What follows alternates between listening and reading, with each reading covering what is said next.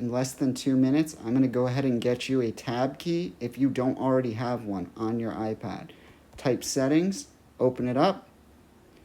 We want to get ourselves to voice control. I'm already on the screen, but if you just type voice control up here in the search, it'll bring you here to right here up at the top. You'll see it. It's disabled right now, and we are going to clear out the search up here, but we want to keep it highlighted.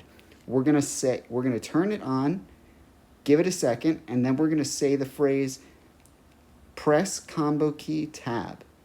Okay? Press combo key tab.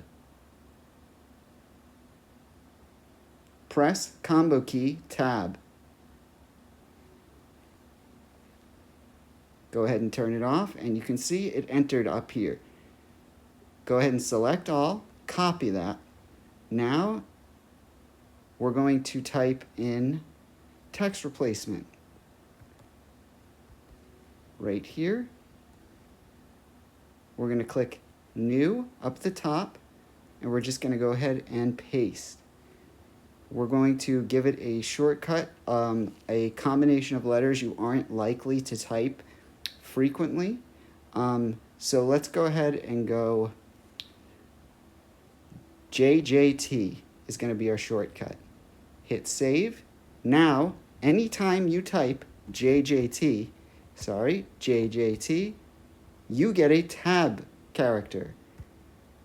Now, there you go, Apple. You can go suck a big one because we can make it happen on our own.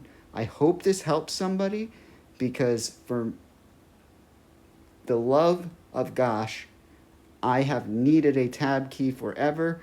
I don't have one on my model, and discovering this was like a manna from heaven. I hope this helped a few people. Have a great day.